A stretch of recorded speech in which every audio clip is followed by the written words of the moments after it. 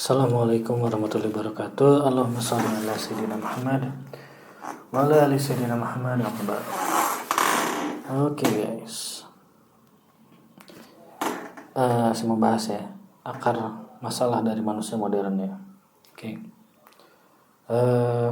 Terutama di Indonesia ya, kalau saya perhatikan semakin menjadi orang mengejar harta ya. Mengejar harta yang seolah-olah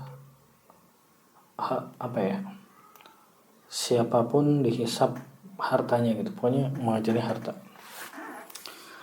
Agaknya ini ada hubungannya dengan paham komunis yang lagi berkembang gitu kan. Jadi di paham komunis itu kan intinya akar masalah itu kan dari ketidakadaannya uang katanya gitu. Itu kata komunis, makanya orang yang percaya dengan komunis mereka fokusnya ke uang gitu kan.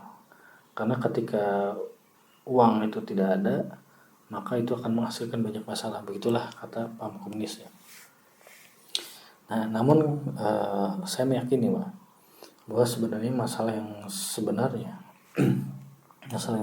itu adalah bukannya kurangnya uang ya, tapi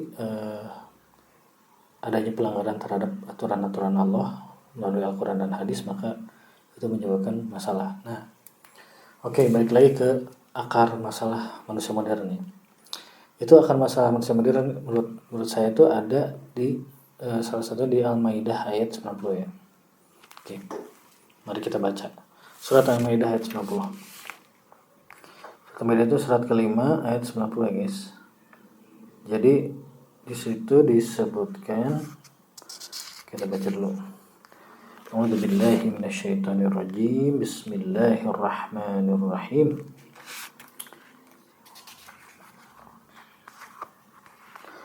Ya ayyuhalladzina amanu innamal khamru wal maisiru wal ansabu wal azlamu rijsum min amalis syaitani fajtanibuhu la'allakum tuflihun. Yang artinya, wahai orang-orang yang beriman, sesungguhnya minuman keras, berjudi, berkorban untuk berhala, dan mengundi nasib dengan anak panah adalah perbuatan keji dan termasuk perbuatan setan. Maka jauhilah perbuatan-perbuatan itu agar kamu beruntung. Nah, ini salah satunya ya. Jadi intinya menurut saya, nah ini adalah akar masalah manusia modern itu dari sini. Itu ketika kita melanggar ini, yaitu minum minuman keras, homer itu ya. Kenapa? Karena dengan kita kehilangan akal kita, maka kita akan menjadi rusak lah. Selain badan kita rusak, otak kita terganggu gitu kan, ya banyak lah. Yang kedua itu judi. Nah, di sini ada disebutkan judi. Jadi ini benar-benar menghancurkan pundi-pundi finansial kita ya. Ketika udah stabil, dan judi kan gambling kan sistemnya kan, jadi uang kita kan hancur lah. Berkorban untuk berhala juga, lalu mengundi nasib dengan anak panah ya. Mungkin sekarang udah nggak pakai anak panah ya, tapi intinya lah mengundi nasib atau percaya pada ramalan ya. Nah itu ngaco juga, karena kan ramalan kan sistemnya tidak berdasar gitu kan. Oke. Nah itu lalu yang lainnya menurut saya nih, akar masalah manusia modern itu ada di Al-Baqarah ayat 278 dan 279. Mari kita tengok ayatnya guys. Itu ada di 278 279. Oke. Kita baca ya guys. Nih 278, ya ayyuhalladzina amanu taqullaha wa zaru ma baqiya minar riba in kuntum mu'minin.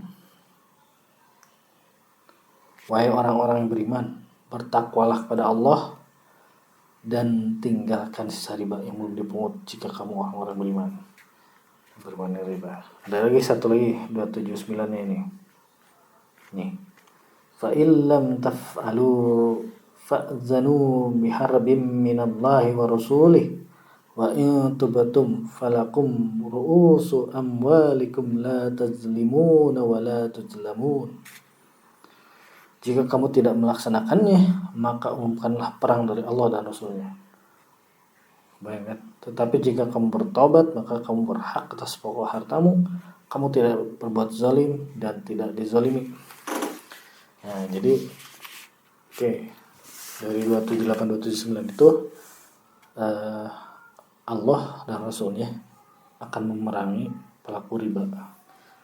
Nah, riba itu salah satunya adalah kita meminjam kepada siapapun ya yang ada bunganya.